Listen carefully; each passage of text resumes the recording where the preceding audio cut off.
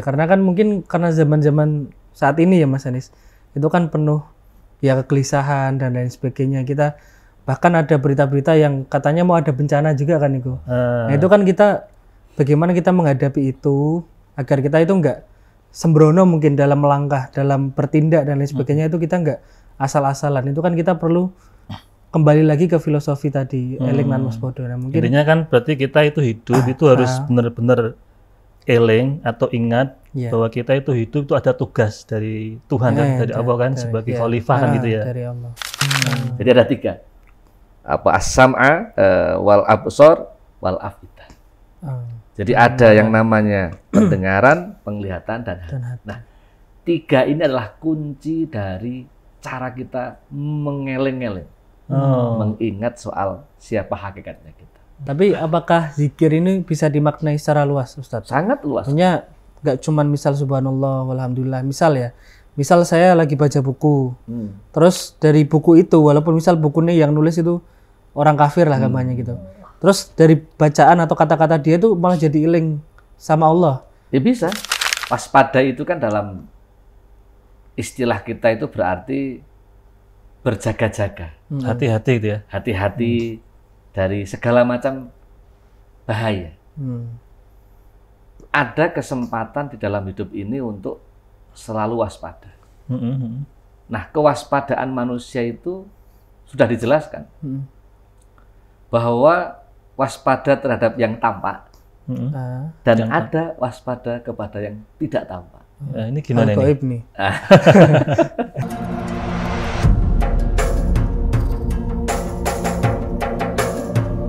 Assalamualaikum warahmatullahi wabarakatuh. Alhamdulillahirabbil alamin wa bihi nasta'in ala umuri dunya waddin sayyidina wa maulana Muhammadin wa ala alihi wa sahbihi ajmain. Rabbi shrah li sadri wa yassir li amri wahlul 'uqdatam min lisani yafqahu qawli amin. Pemirsa MJT TV, para penonton, sahabat ngopi dan pendengar Dodai dimanapun Anda berada.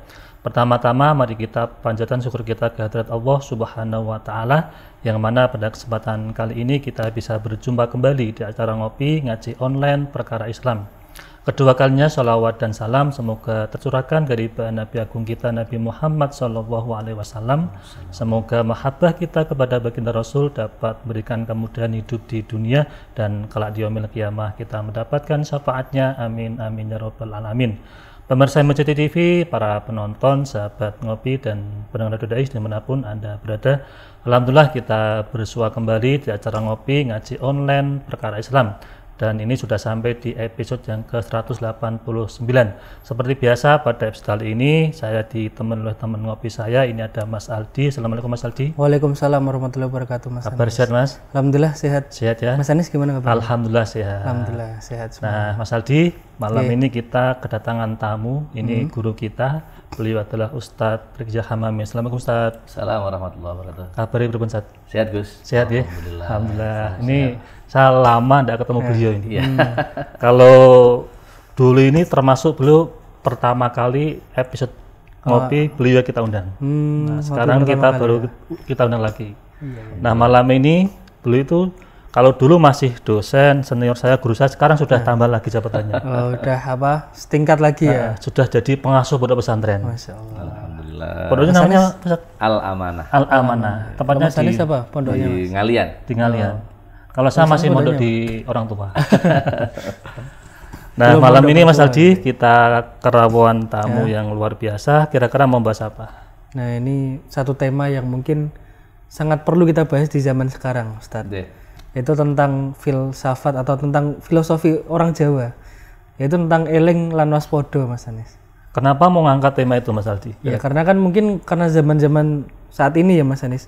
Itu kan penuh ya kegelisahan dan lain sebagainya. Kita bahkan ada berita-berita yang katanya mau ada bencana juga kan itu. Nah, itu kan kita bagaimana kita menghadapi itu agar kita itu enggak sembrono mungkin dalam melangkah, dalam bertindak dan lain sebagainya. Itu kita enggak asal-asalan. Itu kan kita perlu kembali lagi ke filosofi tadi, eling lan waspada. Nah, mungkin intinya kan berarti kita itu hidup itu harus benar-benar eling atau ingat bahwa kita itu hidup itu ada tugas dari Tuhan kan, dari Allah kan, sebagai khalifah kan gitu ya. Dari Allah.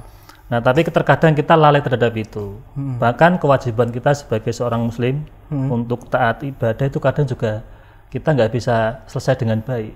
Nah, apakah itu bagian dari kita karena tadi tidak iling dan tidak waspada atau bagaimana? Nah, ini daripada kita ngalor ngidul Mas Aldi, langsung saja beliau tuh menyampaikan tentang tema eling lan waspada. Monggo Pak Ustaz. Terima kasih Gus Anis, Mas Aldi. Alhamdulillah pemirsa MAJT TV dan pendengar Radio Dais, malam hari ini saya bisa bareng-bareng sahabat-sahabat ngopi untuk membincang soal satu tema yang rumit, tetapi harus kita urai bersama. Padahal kita orang Jawa Mas ya. Iya, eling lan waspada. Berarti kita harus selalu ingat dan waspada terhadap diri kita. Dalam Al-Quran itu kita sudah diingatkan. Wallahu akhrajakum min butuni ummahatikum la ta'lamuna syai'a. Ini fitrah. Bahwa ketika kita itu keluar dari perut ibu, itu kondisinya tidak eling. Tidak ngerti apa-apa. Masih polos dia. Masih polos. Seperti kertas putih yang belum ada noktah hitam sedikit. Belum ada melakukan dosa dan lain sebagainya ya. Tetapi proses untuk mendidik sang jabang bayi di dalam perut ibu selalu diajarkan. Maka orang Jawa itu saking hati-hatinya soal jabang bayi itu sejak dinyatakan ada isinya itu disuruh ajak ngaji, dibacakan surat Maryam, siapa tahu anaknya perempuan, dibacakan surat Yusuf. Kalau laki-laki itu ganteng kayak Mas Aldi, itu kan? Mas Anis juga. Kira-kira begitu. Itu pendidikan yang sudah diajarkan pranatal. Sebelum lahir itu. Sebelum lahir sudah diingetin. Nah, kemudian ketika lahir baru waja'ana lakumus sam'a wal absara wal af'idah. Allah itu baru memberikan secara faktual dalam bentuk jabang bayi yang sudah keluar dari rahim ibu yang namanya pendengaran, penglihatan termasuk hati. Jadi ada 3. As-sam'a wal absar wal af'idah. Jadi ada yang namanya pendengaran, penglihatan dan hati. Nah, 3 ini adalah kunci dari cara kita mengeleng-eleng, mengingat soal siapa hakikatnya kita. Belum lagi kita ke belakang. Kita bisa ganteng-ganteng seperti ini. Lihat di luar mbak-mbak itu glowing, ya kan? Itu kejadian asal kita itu kan apa coba? Kan di ngriseni itu, nutfah. Sperma, mani.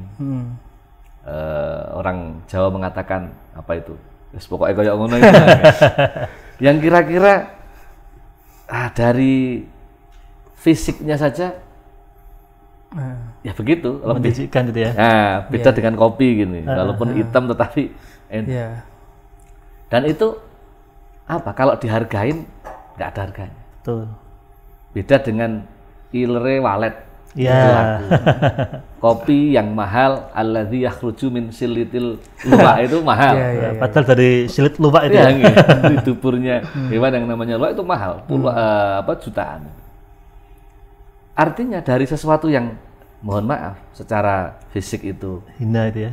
Tidak ada harganya, tetapi ketika Allah menyempurnakan identitas manusia menjadi fisik-fisik yang normal ini, kita dikatakan sempurna. Bahkan lebih sempurna daripada makhluk lain. Lebih sempurna dari makhluk yang lain. Saking sempurnanya manusia itu, bahkan malaikat Jibril itu iri. Malaikat Jibril aja bisa iri sama manusia. Jadinya gimana Ustaz? Kepengen jadi manusia. Kepengen jadi manusia. Lah gimana? Apalagi manusia Muslim. Sudah punya Al-Quran, punya kitab, punya Nabi yang mulia, punya ibadah yang tertib, dan tidak monoton. Nah, kira-kira itu sindiran malaikat kepada manusia. Manusia. Aku kepengen jadi manusia. Itu sing orang makhluk Allah yang sudah mulia, semulia malaikat Jibril. Kita malah pengen jadi malaikat kadang. Artinya begini, bahwa kalau filosofi Jawa itu kita diminta untuk eling, ya benar. Manusia itu menjadi sombong karena nggak eling. Karena lupa. Karena lupa. Atau bahkan kita kalau sudah sangat tidak eleng, kita jadi orang gila. Nah, iya. jadi tidak eleng itu akan menciptakan dua hal. Satu, dia menjadi gila, saking lali nedan. Ini enggak, jangan sampai. Lupa diri ya. Kemudian saking elingnya, saking sombongnya, dia jadi apa tadi? Orang yang kebablasan. Berarti eleng yang seperti apa? Eleng yang disebutkan oleh Al-Quran, la'allakum tashkurun. Orang yang mampu mensyukuri dirinya itu betul-betul jadi manusia yang diciptakan oleh Allah, dirawat oleh ibunya dengan baik selama 9 bulan di kandungan, diperhatikan oleh orang tuanya dengan pendidikan pranatal. Ketika sudah dilahirkan, dia diberikan ilmu pengetahuan. Baik ilmu pengetahuan yang muncul dari pendengaran, kemudian ilmu pengetahuan yang sumbernya dari melihat, bisa baca. Maka Allah menurunkan Iqra bismi rabbikal ladzi khalaq. Orang baca itu ya pada hakikatnya berawal dari penglihatan. Normalnya begitu. Kalaupun dia maaf Allah memberikan buta, dia akan belajar dari pendengaran. Kalau normal dengan penglihatan. Kalau sekarang ada braille. Atau ada braille. Yang lihat kan juga tidak matanya, tapi indra, sentuhan. Tangan. Nah, itu tidak cukup. Kalau kita mengandalkan hanya dengan mendengar, orang mendengar itu bisa berubah. Ini 3 orang. Mas Anies bisiki saya, kemudian saya bisiki Mas Aldi. Bisa sama persis enggak? Beda kalau saya nggak konsentrasi sampai sana bisa berbeda. Apalagi dari mulai sejak zaman Rasulullah SAW hingga sampai zaman sekarang. Dari sejak periode Muhammad Rasulullah sampai Muhammad Riksa itu beda. Ya kan? Jadi kalau dengan Rasulullah Muhammad SAW dengan Muhammad Riksa ini jauh 14 abad. Sudah 14 abad, rentang jaraknya jauhnya luar biasa. Dari Mekah, Madinah yang menggunakan bahasa Arab saat itu, sementara kita di sini bahasa Jawa, bahasa Indonesia. Kalau misalnya bahasa Arab ya bahasa Arab saya bahasa Arab ngalian, bahasa Arab saya bahasa Arab Kudus kan. Ada perbedaan. Itu dari pendengaran. Sehingga apa? Kalau kadang-kadang orang itu nggak eleng karena pendengarannya, ya wajar karena manusia itu memang kadang-kadang harus lupa. Apalagi lupa dengan mantan itu harus kan? Ini contoh. Sama anak-anak muda begitu. Karena kan sekarang mungkin kita nggak terlalu waspada dengan apa yang kita ucapkan juga, Gus. Nah, maka ini satu dulu. Jadi dari aspek kita eleng, eleng bagaimana kejadian kita, kemudian kita mulai mendengarkan, kemudian kita mulai melihat. Hari ini kita melihat itu suasana Masya Allah. Kalau tadi kita disinggung Mas Aldi, mendengar mau ada bencana. Kan bencana nggak hanya sekarang, nggak hanya besok. Kemarin sudah ada bencana. Kita 2 tahun dilanda COVID-19, ya masih hidup ini aja alhamdulillah. Nggak ada masalah kan? Artinya apa? Bencana sedahsyat apapun kalau Allah itu ciptakan untuk manusia, Allah udah ngitung, manusia bisa menyelesaikan. Kalaupun misalnya nggak bisa menyelesaikan, Allah akan memberikan treatment untuk mengingatkan. Memang sengaja tak kasih ini untuk mengingatin manusia yang sombong-sombong nggak eleng gitu. Biar ingat lagi gitu ya. Ingat lagi. Nah yang ketiga, bagaimana kita mengingat soal hati. Nah ini, kalau merawat pendengaran, merawat penglihatan, itu kan merawat wajah. Posisinya ada di kepala. Maka hari ini orang itu berbondong-bondong untuk membuat wajahnya itu jadi sempurna. Apalagi di era digital. Termasuk mata itu untuk sempurna yang nggak bisa ngelihat kayak saya pakai kacamata. Malu pakai kacamata dikasih soft lens. Ya kan? Ternyata soft lens nggak aman juga kalau bagi orang yang punya iritasi ada masalah. Artinya dengan kemudahan Allah tanpa memberikan apa-apa itu ya sudah cukup, Pak. Kemudian wajahnya dia sedemikian rupa biar pendengarannya kuat pakai headset. Ya kan? Biar tambah kuat komunikasi ada HP. Itu apa? Untuk mengisi informasi lewat yang namanya pendengaran. Apa tadi? As-sam'a. Makanya kalau apa namanya di desa itu ketika ada orang melahirkan langsung diadzani itu kan ya. Itu mengajar pertama kan. Biar pendengarannya biar ingat sama Allah itu sebagai pencipta. Kemudian jangan lupa bahwa tidak hanya dua hal tadi yang disempurnakan. Wajah itu bisa sempurna sampai diglowingkan.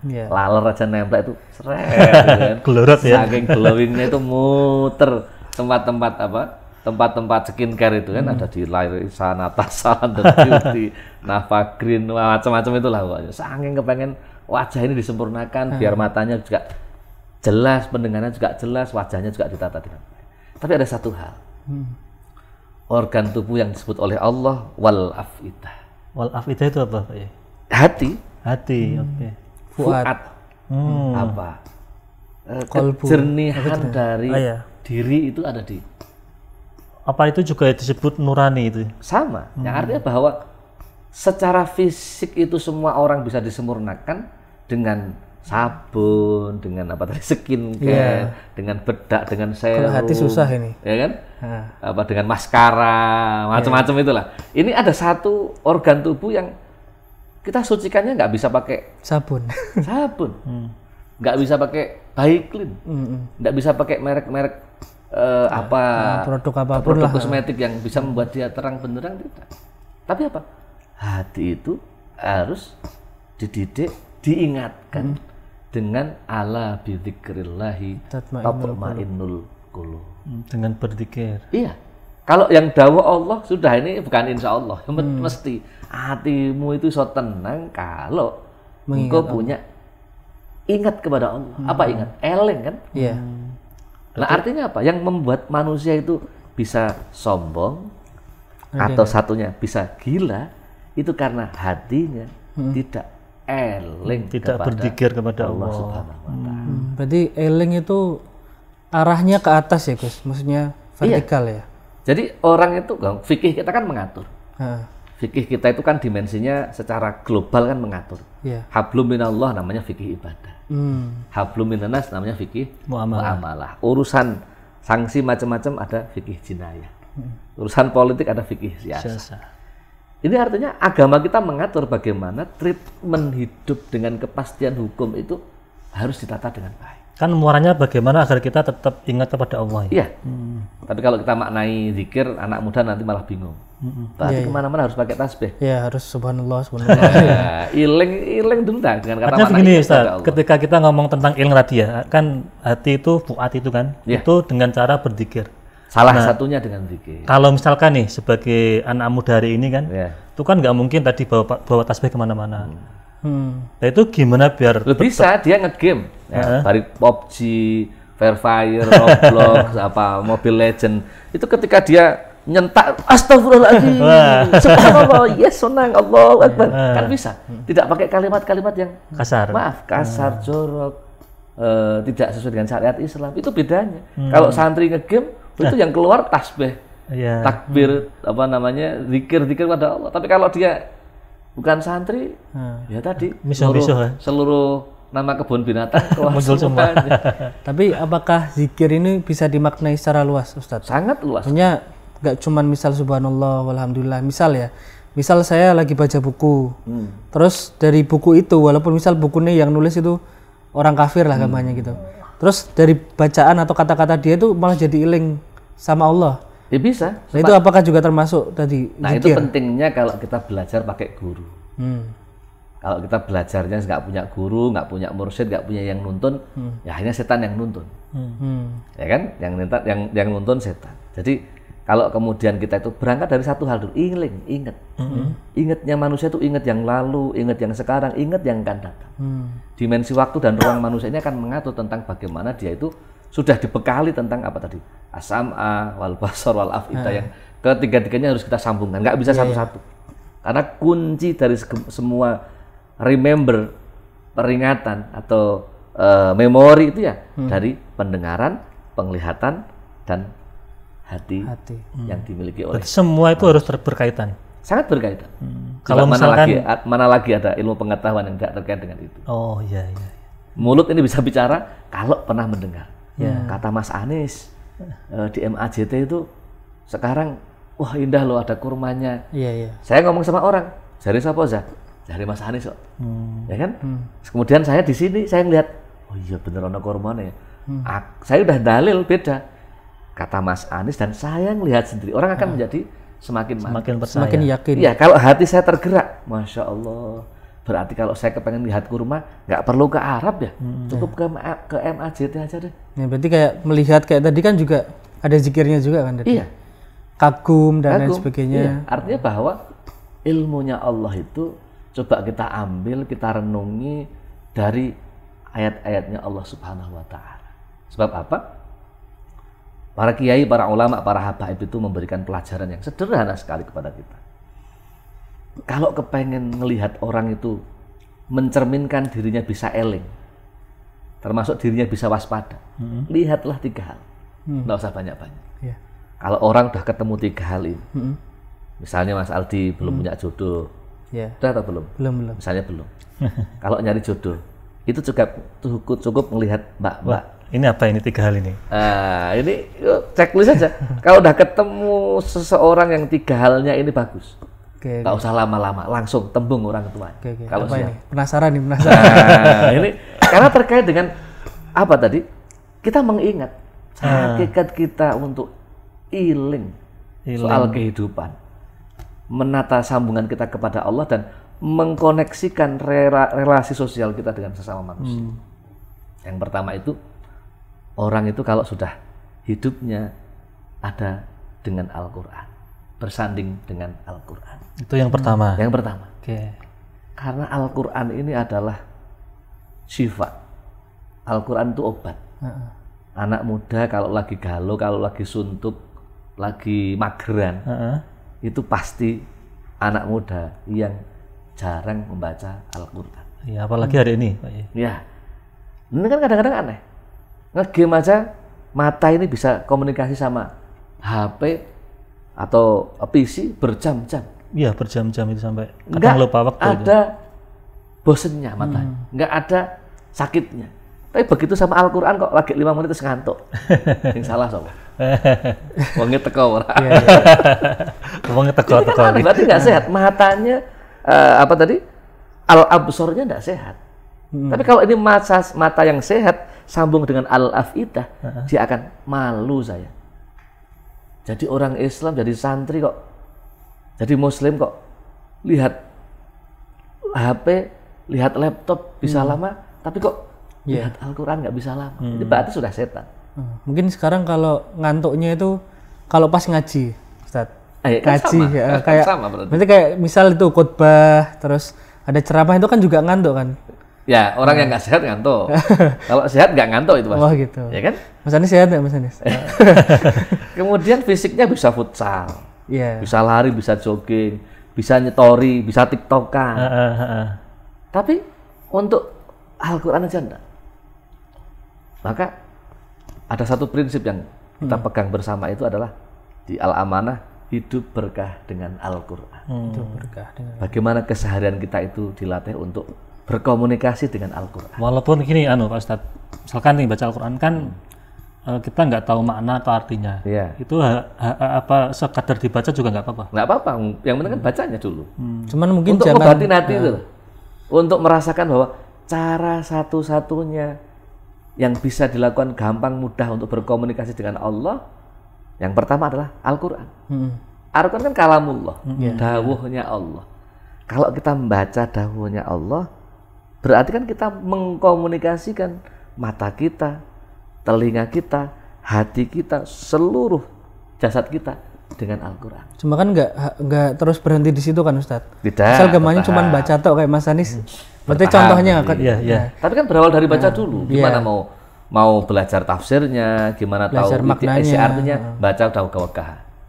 Maka disitulah titik bagaimana kita berangkat bahwa Al-Quran ini adalah salah satu cara untuk mengobati kita biar ingat kepada Allah. Kan kadang gini Pak Ustadz, misalkan nih saya nih baca Al-Quran kan, tadi kan ada disampaikan bahwa Al-Quran sebagai syifa, sebagai obat itu kan.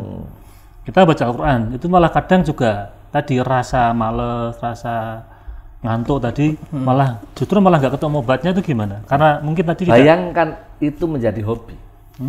Orang bisa futsalan, wenceng lari, bisa dribbling bola, bisa neckling musuh. Itu karena hobi dia, nggak capek, karena seneng. Orang suka jogging nggak capek, bangga itu sampai beli jam digital, tapi bangga, ya. diuploadin, Tapi giliran ketemu Al-Quran kok, males-malesan. Baca WA aja berjam-jam kuat, baca Al-Quran enggak kuat. Kalau saya malah memahami tentang syifa tadi ya, penyembuhan itu malah gini Mas Anis. Jadi kita kan membaca Al-Quran Ustaz, kan di situ kan banyak ilmu-ilmu yang bisa kita pelajari.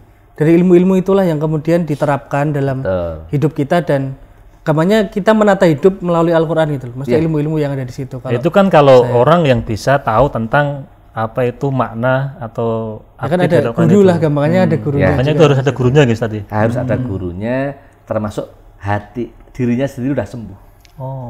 Makanya kalau dulu para ulama ngajarin orang itu kalau kepengen besok tuanya enggak pikun. Tahu pikun? Pikun apa? Pelupa. Pelupa. Nah, kalau udah tua enggak lupa. Itu bacalah Al-Quran sejak muda. Karena apa? Dengan dia baca Al-Quran, mata ini akan kontak kepada ayat-ayatnya Allah. Nah, ketika mata kontak kepada ayat-ayatnya Allah, bahkan yang hafal Al-Quran pun diminta untuk baca. Itu akan dibawa kepada otak. Dan otak ini akan berkirim pesan. Jadi apa? Jadi apa kalau dalam software itu membersihkan virus-virus yang kotor itu. Di pandangan kita, mata kepada Al-Quran itu akan ada scanning. Virus-virus cacing. Scan itu ya, biar hilang virusnya. Nggak usah banyak-banyak dulu belajarnya. Sehari satu ayat. Bismillahirrahmanirrahim, nun, shadaqallahul adzim. Itu dulu. Setelah itu 2. Bismillahirrahmanirrahim, hamim, shadaqallahu. Kok enak ayat 3. Alif lam mim.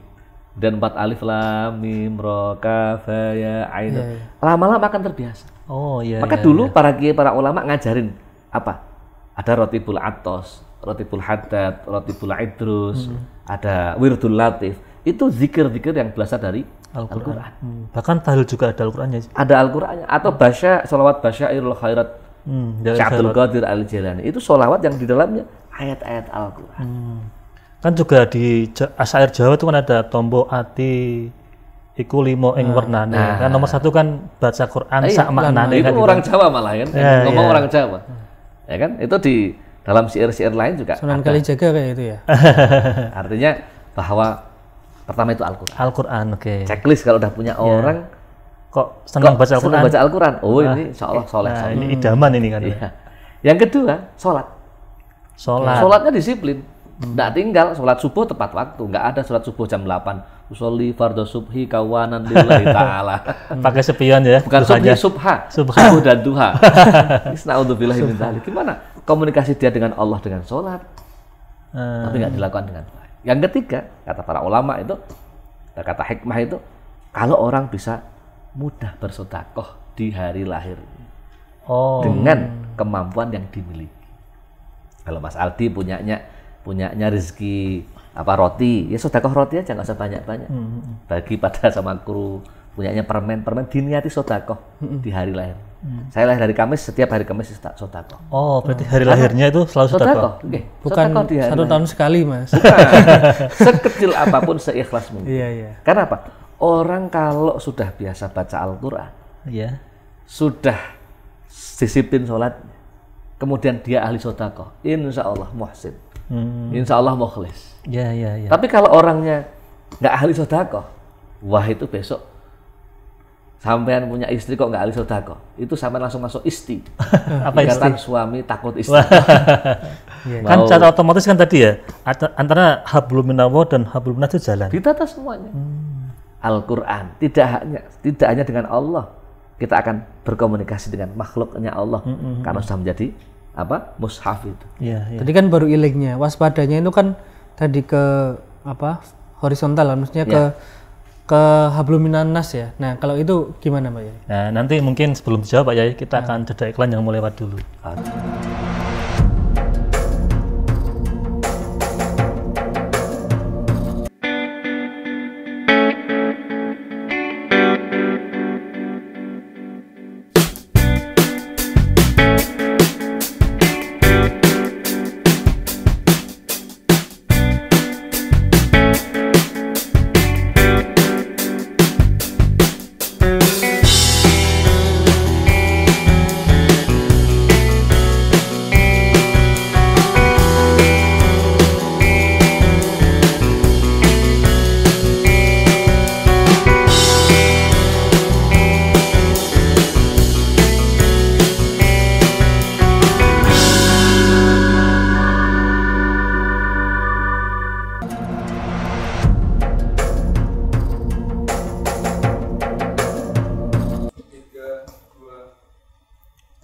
Pemirsa MBC TV, para penonton, sahabat ngopi dan pendengar Dai dimanapun Anda berada, kembali lagi bersama kami di acara ngopi ngaji online perkara Islam. Ini masih bersama Ustadz Ridha Hamami dan Mas Aldi.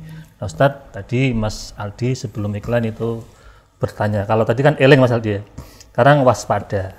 Nah, waspada seperti apa Mas Aldi yang tadi mau Ya, ditanyakan? mungkin waspada tentang sekitar kita gitu. Gampangannya ke bagaimana kita berperilaku di masyarakat, terus dan bernegara lah gampangannya gitu. Lah itu bagaimana kita biar waspada terhadap tingkah laku kita gitu loh Gus. Artinya sosial kita gitu ya kepada masyarakat ya. Okay. Jadi kalau kita bicara soal filosofi Jawa, kenapa kita diminta untuk eling, itu berarti kita menjadi orang yang punya pengetahuan. Orang yang tidak gila dan orang yang tidak sombong. Nah, waspada itu kan dalam istilah kita itu berarti berjaga-jaga. Hati-hati gitu ya. Hati-hati dari segala macam bahaya. Ada kesempatan di dalam hidup ini untuk selalu waspada. Nah, kewaspadaan manusia itu sudah dijelaskan bahwa waspada terhadap yang tampak dan ada waspada kepada yang tidak tampak. Nah, ini gimana ini? Lah begini maksudnya gini. Kalau waspada kepada yang tampak itu kan kelihatan. Ada orang jahat, ada orang mau mencuri. Itu pun kita nggak tahu terlebih dahulu.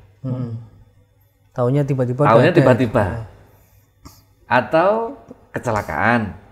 Itu juga nggak kita rencanakan, besok saya nabrak lah enggak, atau besok kita ditabrak lah tidak. Kemudian ada yang tidak nampak. Jadi kalau kita alladzi waswisu fi sudurin nas minal jinnati wan nas. Di sekeliling kita itu ada makhluk-makhluk yang Allah ciptakan yang kadang bisa menjadi teman kita, tetapi ada yang menjadi musuh kita. Apalagi dijelaskan setan itu aduun mubin, musuh manusia. Kalau namanya musuh kan berarti kita harus waspada. Iya, harus hati-hati. Maka agama Islam itu melatih kita. Kalau kita sudah ingat, sudah eling, dari eling itulah pada hakikatnya kita itu belajar tentang kewaspadaan. Ingat bahwa tanda gunung berapi itu maknanya di situ ada gunung berapi, maka kita akan selalu berhati-hati dengan gunung berapi. Itu kan kalau tanpa ilmu kan juga nggak tahu bisa kalau itu gunung berapi kan. Kemudian kita waspada terhadap orang-orang jahat ketika kita di masjid yang besar. Diingatkan sama takmir masjid itu, hati-hati menjaga barang bawaan. Itu tertulis. Dan itu yang fisik. Tapi kalau yang tidak tertulis dan tidak fisik, kan nggak ada peringatan orang itu. Hati-hati ya, nengkene orang setan. Nggak mungkin. Malah takut nanti. Tapi kalau kita sudah punya feeling, karena kita ahli Al-Quran, karena kita ahli sholat, karena kita ahli zikir, karena kita ahli sedekah, itu Allah kasih kesempatan kita. Ilmu, Allah kasih pengetahuan, Allah kasih rasa Rahman Rahimnya, kita diarahkan, dituntun. Karena di kanan kiri kita itu yang ikut adalah malaikat. Dalam akidah Ahlus Sunnah wal Jamaah kita diingetin ketika kita membaca tahlil itu ila hadratin Nabil Mustafa Muhammadin sallallahu alaihi wasallam wa ila hadrati malaikatil muqarrabin. Malaikat yang dekat dengan kita, malaikat yang menjagain kita. Bahkan dulu guru-guru saya itu ngasih ijazah. Kalau malam hari pengen tidur, jangan lupa baca Fatihah untuk malaikat muqarrabin. Ajak bicara malaikat, saya nanti bangunin ya jam 3 malam biar bisa tahajud. Saya bangunin ya jam 4 biar saya bisa jamaah subuh. Atau kita punya hajat untuk tidur sebentar. Fatihah pada Rasulullah dan Fatihah kepada malaikatil muqarrabin. Malaikat nanti saya tidurnya 10 menit ya, tapi terasa 1 hari Al-Fatihah. Tidur nyenyak. Jadi ada komunikasi kita dengan ada. Nah, itu kan ajaran Ahlus Sunnah wal Jamaah yang dalam konteks kita manhaj fikir kita itu adalah terletak pada bagaimana bangunan spiritualitas kita itu eling bidzikrillahi, berarti termasuk dengan makhluk-makhluknya Allah. Siapa? Ya termasuk malaikat, termasuk nabi-nabi yang sudah mendahului kita, termasuk dengan para ulama, para habaib yang punya karomah untuk menata kehidupan manusia itu semakin mengarah kepada bangunan kepada Allah, baik sama manusia yang tidak tinggal dimensi vertikal dan horizontalnya ini secara berimbang. Artinya apa? Duniawiyah ini menjadi bagian dari cara kita selalu waspada. Ada bahaya, ada orang jahat, ada orang yang kepengen gangguin kita, atau bahkan ada orang yang memfitnah kita. Maka kalau kemudian tadi ada kabar tsunami, ada kabar gunung meletus, ada kabar banjir bandang dan wa'ala ahli washabi ajmain, kita pasrah sama Allah. Allah mau kasih itu kok. Maka kalau ada cerita misalnya seseorang bisa terhindar dari mara bahaya, atau pondok di mana karena musola di mana, masjid di mana kena ada bencana di situ, tapi Allah selamatkan. Itu adalah bagian dari ayat-ayat kekuasaan Allah yang ditunjukkan kepada manusia secara umum. Ini loh, kalau orang itu punya kedekatan kepada Allah Subhanahu wa taala, kecintaan Allah, Rahman Rahimnya ditunjukkan. Karena tadi eling tadi ya. Karena dia ingat. Gini Ustaz, ketika kita sudah eling tadi ya, artinya kan kita meningkatkan bagaimana spiritual kita kepada Allah menjadi lebih baik kan Tuhan. Ya. Kan kita juga punya hubungan sosial atau horizontal kita kepada sama manusia kan. Nah terkadang ini yang menjadikan kita itu jadi tidak eling. Ya. Contoh misalkan dunia kerja yang menjadikan kita terlalu sibuk dengan pekerjaan kita, sehingga kita mungkin tadi lalai dengan ibadah kita. Ada lagi dengan mungkin berteman. Kemudian artinya apalagi sekarang di era digital. Itu kan kadang melalaikan kita kepada kewajiban kita kepada Allah. Itu biar kita tetap bisa eling tadi, itu bagaimana? Ya, rumus untuk ingat dan rumus untuk bisa waspada itu satu. Al-haya. Al-haya. Malu. Sifat Nabi isim, mengatakan al-haya'u khairun kullu. Bahwa ketika manusia itu memiliki rasa malu, ya kan? Manusia itu punya rasa malu, maka rasa malu itu akan membuat dirinya bagus segala-gala. Orang kok malu? Malu kepada Allah saya, masuk saya masih sehat nggak sholat. Malu kepada Allah masa saya sehat kok nggak baca Quran. Malu kepada Allah dikasih rezeki kok nggak sedekah. Nah rasa malu itu akan menuntut dirinya semakin tinggi lagi. Berarti kalau saya berbuat maksiat sudah hilang malunya. Ya kan? Kalau saya berbuat zalim kepada orang, berarti saya mempermalukan diri saya kepada Allah Subhanahu wa taala. Itu kayak malu berbuat salah dan sebagainya gitu ya. Malu, kalau hilang malunya itu kan karena nggak punya malu dia dah. Termasuk juga perkara-perkara yang sekarang itu viral tuh kayak korupsi itu kan juga karena nggak punya malu. Dia menganggap bahwa Allah nggak melihat. Aparat keamanan, aparat penegak hukum nggak akan menyentuh dia karena dia punya jabatan, punya pangkat, ya kan, dikira semuanya bisa di 86 gitu. Kan sekarang nggak bisa begitu. Kekuasaan bukan tunggal. Jadi mereka yang berbuat kayak gitu korupsi dan sebagainya itu Nggak berarti malu. nggak punya rasa kemaluannya malu kecil. Maksudnya rasa malunya kecil gitu. Rasa malunya kecil. Atau bahkan hilang sama sekali. Atau dia simpan rasa malu itu dengan kesombongan. Saya punya kekuasaan kok. Uang ini kan bisa selesaikan. Ternyata juga tidak. Sebusuk apapun bau yang ada dalam kehidupan, pasti orang akan mencium kebusukan. Sebaliknya kalau kita bawa aroma wangi, nggak usah kita simpan, orang akan tahu kok. Yang namanya sebutir emas dimanapun, sepanjang itu emas mulia, maka akan berharga. Nah, inilah pentingnya bagaimana amaliyah manusia. Setelah ibadah tadi itu amal, urusannya sama manusia. Amal itu kalau sudah dia lakukan dengan baik, otomatis orang lain secara umum akan mengatakan baik, kecuali orang yang jahat kepada kita. Sebaik apapun kita, tetap dikatakan buruk di jumpa orang yang jahat, jumpa orang yang ahli fitnah, apalagi dengki kepada kita, maka seluruh amal kebaikan itu akan nggak ada apa-apanya. Tapi kalau kita yakin bahwa kebaikan itu adalah karena Allah, kebaikan itu karena untuk muasyarah kita kepada sesama manusia, gak usah takut. Itu tadi ya, ada al-haya tadi ya, sifat malu ya. Sifat malu. Mungkin juga ada tambahan lagi Ustaz tentang bagaimana rasa syukur kita terhadap penerimaan rezeki yang kita dapat itu biar tidak tomak Mas Aldi. Kan kadang mungkin ya banyak yang serakah, tomak sehingga melakukan berbagai cara termasuk korupsi untuk mendatangkan tambahan rezeki. Itu gimana Ustaz? Begini, orang itu bisa korupsi, orang itu bisa ingin memperkaya diri karena memang duniawiyahnya belum selesai. Hubud dunya. Ya. Kemudian sekaya apapun orang, sebanyak harta yang dimiliki orang, itu kalau makan berapa piring sih? 1 piring. 1 piring. Minumnya 1 gelas. 1 gelas.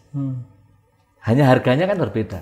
Iya. Kalau kita dulu zaman masih nyantri, cukup di angkringan kopi 3.000, masya Allah, ya kan? Merojos ya. Ya, kalau sudah uangnya itu yang nggak halal-halal kan masuknya bukan di angkringan, sudah di angkrongan. Kemudian kalau kita makan itu cukup nasi kucing, ini nasi gajah, bukan nasi kucing lagi, nasi gajah, ya kan? Tapi mohon maaf, kalau kita pakai pemaknaan yang sederhana, kopi teh yang beli di angkringan sama kopi teh yang sudah dibahasa Inggriskan jadi hot tea sama hot coffee itu kalau ke toilet kan jadinya sama. Sama. Ya kan? Artinya apa? Ya harta yang dimiliki nggak akan dibawa pulang kok. Kan tadi belajar dengan sedekah itu. Nah syukur itu adalah bagian dari cara bagaimana kita memahami hadza min fadli rabbi. Seluruh yang Allah titipkan di dunia, baik kita punya istri yang solihah, kita punya anak yang solih dan solihah, kita punya murid-murid yang masya Allah dengan Allah itu ingat, dengan orang tuanya bisa takdim, bisa berbakti, bisa punya visi yang ke depan, yang dilambari dengan cinta kepada Allah, cinta kepada baginda Rasulullah, itu titipannya Allah. Yang titipan ini kapan-kapan bisa diambil kembali. Jabatan nggak selamanya itu dimiliki. Kesehatan tidak selamanya Allah titipkan kesehatan. Tampan, ganteng tidak selamanya ada. Wis tambah tua 50 tahun kena air hujan wis melepas kok.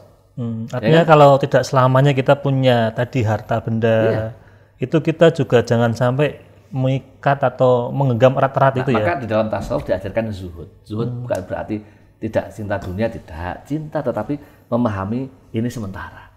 Ini ada hak orang lain, ya kan? Orang segagah apapun, secantik apapun, kalau masih muda, yang putri-putri bisa skincarean.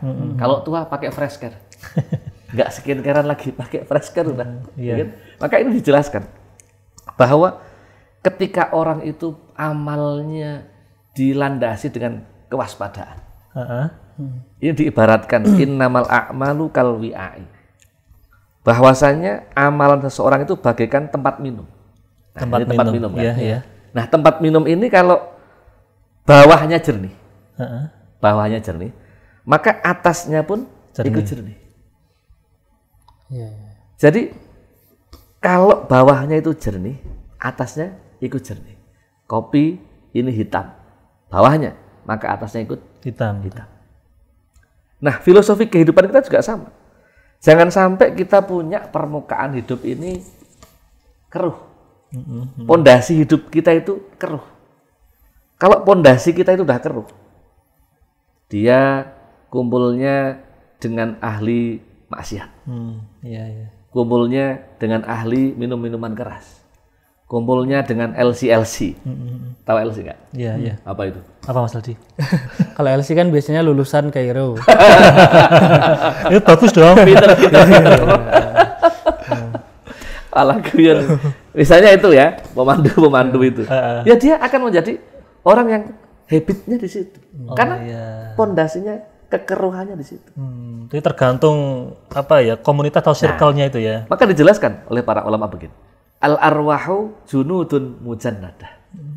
Ruh kita ini pada awalnya sudah pernah dikumpulkan dengan orang-orang yang sesama ruhnya. Orang yang ahli ngopi itu sejak dulu kumpul sudah. Ruhnya itu ngumpul ahli ngopi. Ahlul qahwah wal jamaah. Maka dia kalau ngopi betah. Sampai subuh. Ya kan? Sampai subuh. Mong koncone kopi tok. Karena apa? Ya sudah pernah dikumpulkan. Berarti kalau sekarang di kehidupan dunia juga sama. Sama. Kita nggak pernah ketemu nih. Ketemu hari ini bisa akrab. Karena arwah kita Dulu pernah berkumpul ya? Pernah berkumpul.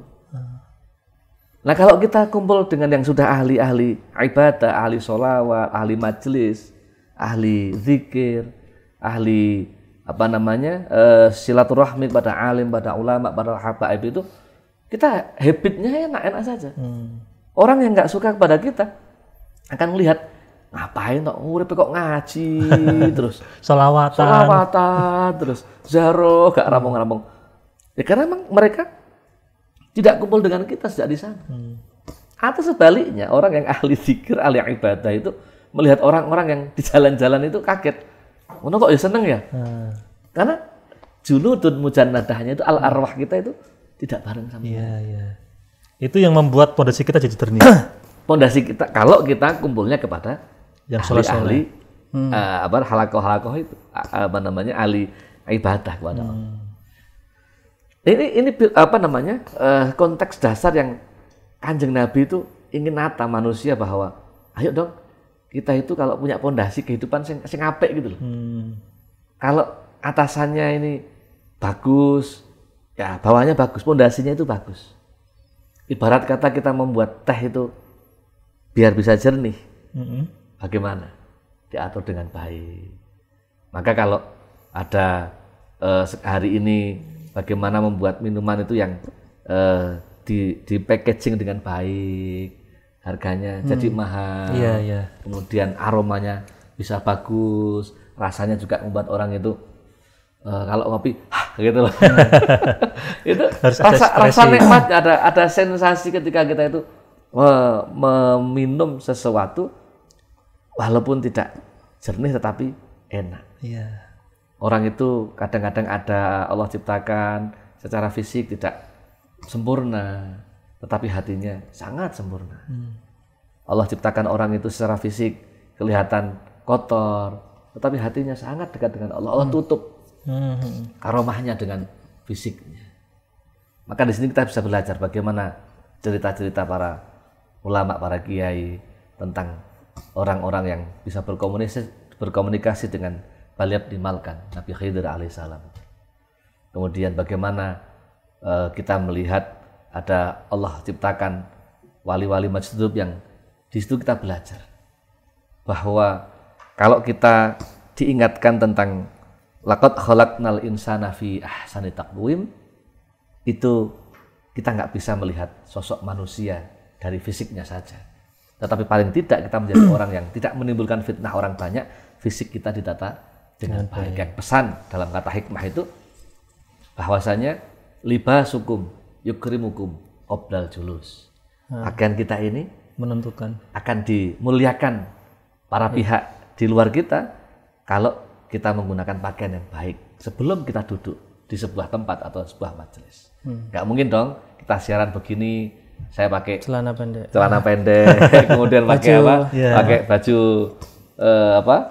sport gitu kan. Kemudian nggak pakai peci sambil ngerokok misalnya, nggak pas dengan majelisnya. Iya. Itu libasukum yukrimukum qoblal julus. Sebelum kita duduk, kita ditata oleh para ahli hikmah, muliakan dengan baju. Pakai baju yang baik, pakai peci yang bagus, pakai parfum, pakai sarung yang bagus. Itu memuliakan diri kita dengan libas. Salah satu cara untuk memuliakan diri kita. Memuliakan, itu bentuk kewaspadaan kita. Biar kita itu dianggap orang yang normal menghindari fitnah itu. Karena masuk bahaya kan fitnah itu. Kemudian wa ilmukum, sedangkan ilmu Anda itu yukrimukum ba'dal julus. Setelah engkau duduk dengan pakaian yang rapi, yang ada etika dan estetikanya itu, kemudian wa ilmukum yukrimukum ba'dal julus. Setelah engkau duduk, orang itu akan memuliakan ilmumu. Oh, ilmunya berdasar pada sanad-sanad yang sambung kepada baginda Rasulullah Sallallahu Alaihi Wasallam. Bukan ilmu yang asal gabrul, asal membuat provokasi orang, asal bunyi. Ditanya gurumu siapa? Asyikh Artificial Intelligence radhiyallahu anhu. AI. Sekarang kan begitu kan, nggak pakai Google sekarang, pakai Artificial Intelligence. Di Google sekarang udah ada AI soalnya. Masya Allah. Sekarang ada tuh orang meluk seseorang kan, cukup foto dijejerke saya perlukan. Nah ini tentang eling tadi Gus. Itu kan berarti eling itu kan arahnya berarti tujuannya ke Allah ya? Salah satunya. Ya. Kalau kita ingin menuju Allah atau mendekat kepada Allah itu roadmap-nya itu apa? Tadi apakah Al-Quran tadi Gus? Iya, yang pasti harus punya guru. Basicnya berarti Al-Quran yang kita pakai. Ya, Al-Quran, sholat kita, ibadah kita itu ditata dengan baik dan digurukan sampai hari ini. Jangan sampai. Berarti harus ada agennya, maksudnya yang mengajari kita tentang itu ya. Orang itu hidup di dunia nggak punya guru, udah janganlah. Kalau misalkan belajar sendiri itu juga nggak boleh, asal yakin dengan ilmunya.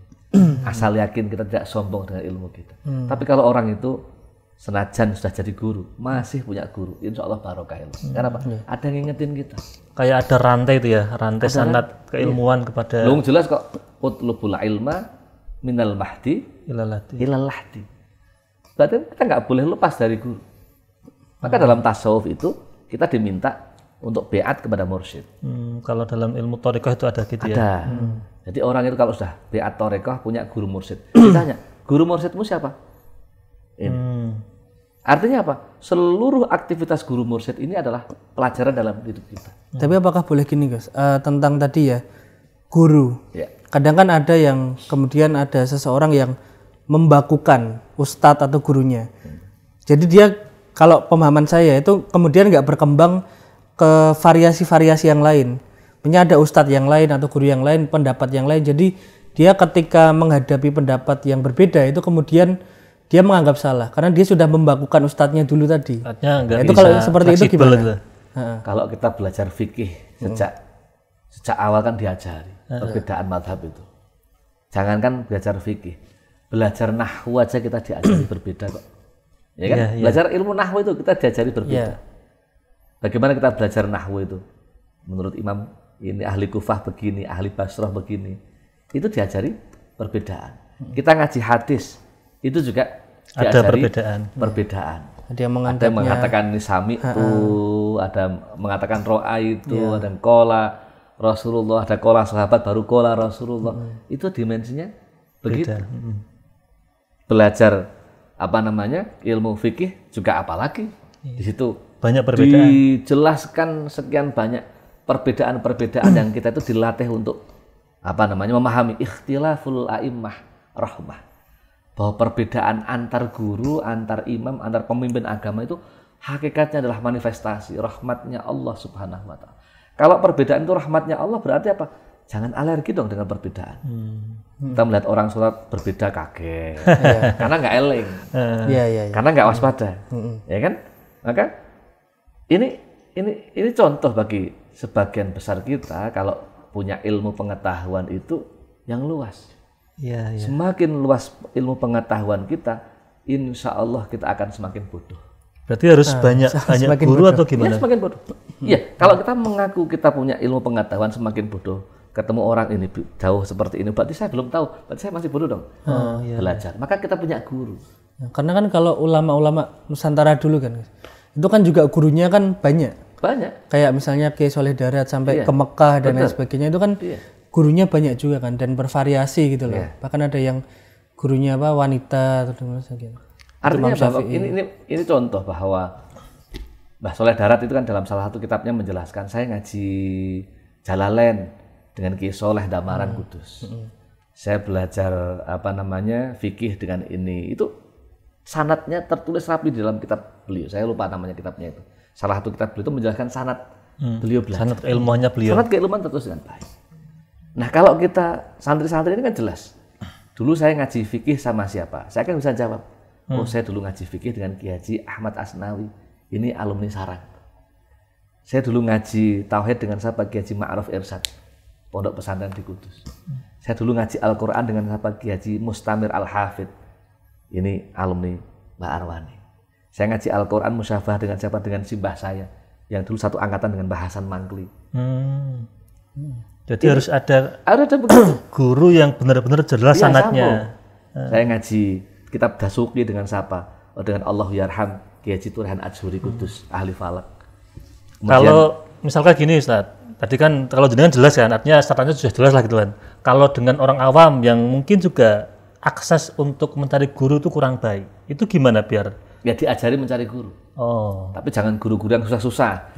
Baru pengen belajar, suruh ngajar, suruh ngapal ke Alfiyah. Qala Muhammadun huwa ibnu Malik, nggak selesai.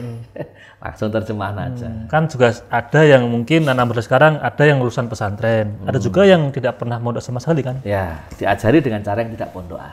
Tetapi ilmunya ilmu pondok, jangan maknai nanti kan ya. Kalau utawi pakai mem, kalau iku khobar pakai ho, kalau sopo pakai fa. Nah, nanti malah nggak selesai-selesai.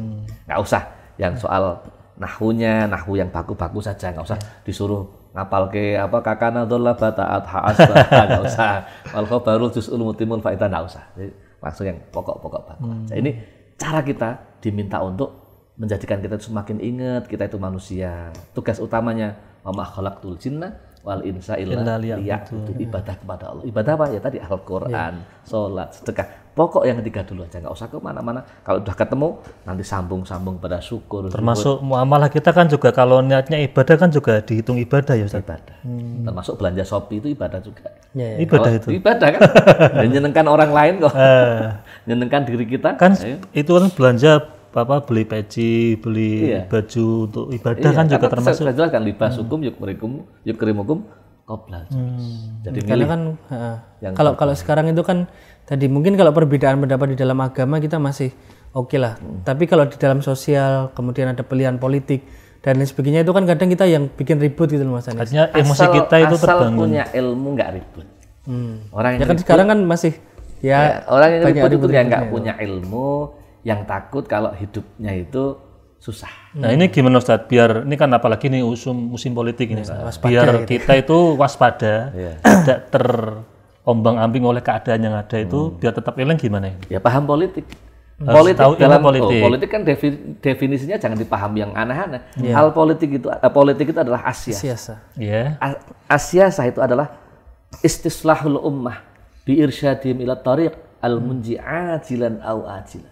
Ini yang kadang orang melupakan. Definisi politik itu istislahul ummah, empowering society, memperbaiki sistem kemasyarakatan. Ya, bi irsyadihim ila tariq al-munji, dengan cara yang baik, versi-versi politik itu. Ajilan au ajilan ay dunyan wa ukhra, dengan kepentingan dunia dan akhirat. Cuman politik itu sudah dibingkai dengan warna partai. Sehingga cara istislahul ummahnya sesuai dengan basis partai masing-masing dia. Nah, kebetulan saya bukan orang partai, saya partainya partai negeri, nggak bisa menjelaskan. Tapi dimensi politik itu seperti. Nah intinya bahwa nggak usah ribut lah. Politik itu sangat dinamis. Ya, urusan manusia, urusan dunia. Tetapi insya Allah kalau itu dalam konteks untuk istislahul ummah, yang cocok, yang diikuti. Tapi dunia nih. Nggak usah ikut-ikut akhirat. Masih kadang kan jangan milih ini nanti neraka. Nah, itu ajaran orang politik, saya nggak ajaran begitu. Yang penting ibadah. Kalau pesta demokrasi, dinikmati demokrasinya asal tidak mendolimi, menjelekkan orang. Tetap intinya adalah bagaimana Indonesia tetap satu. Artinya rukun, damai itu tetap tujuan utama ya. Rumusnya jelas, ikhtilaful a'immah rahmah. Urusan agama kok berbeda, itu rahmatnya Allah. Apalagi urusan politik. Ikhtilaful a'immah sia-sia berarti. Itu ya rahmatnya Gusti Allah. Kok di dunia ini sama semuanya, lanang kabeh gak menarik kan. Monoton. Perempuan ganteng kabeh iku dono sing ayu bareng. Ya kan? Mosok peteng dedet gak ada yang terang. Iya. Itu biar kita tadi Mas eling lan waspada Mas Aldi. Nah, ini karena waktu sudah habis Pak Ustadz, mungkin ada closing statement untuk pemirsa tentang tema malam ini eling lan waspada. Oke. Para pemirsa MAJT TV dan pendengar Radio Dais yang saya hormati, salah satu dari cara kita untuk semakin memperkuat jati diri kita menjadi manusia adalah jadikan kita manusia sejati. Manusia sejati adalah manusia yang memahami bahwa dia manusia, bukan malaikat, apalagi menjadi Tuhan. Maka jangan hakimi orang-orang lain yang berbeda dengan manusia. Hargai, hormati, dan kuatkan jati diri kita. Ingat bahwa kita adalah manusia. Yang kedua, bahwasanya dalam rangka untuk menjadikan kita semakin waspada, hiasilah hidup kita dengan rasa malu. Karena rasa malu adalah pintu agar kita bisa waspada. Kewaspadaan dalam rangka menjaga seluruh bahaya, baik yang nampak maupun yang tidak nampak. Saya kira itu, mudah-mudahan ada barokah manfaatnya, dan mudah-mudahan kita bisa berjumpa Amin. di Lain kesempatan episode yang berikutnya. Matur suwun Pak Ustadz, sudah rawuh dan berikan ilmu pada kita semua. Mas Aldi ada tambahan untuk pemirsa? Cukup ya? Oke, pemirsa MAJT TV, para penonton, sahabat ngopi, dan pendengar Radio Dais dimanapun Anda berada. Demikian ngopi pada episode kali ini. Saya selaku host, apabila banyak salah, banyak khilaf, mohon maaf yang sebesar-besarnya. Haru kalam, assalamualaikum warahmatullahi wabarakatuh. Waalaikumsalam warahmatullahi wabarakatuh.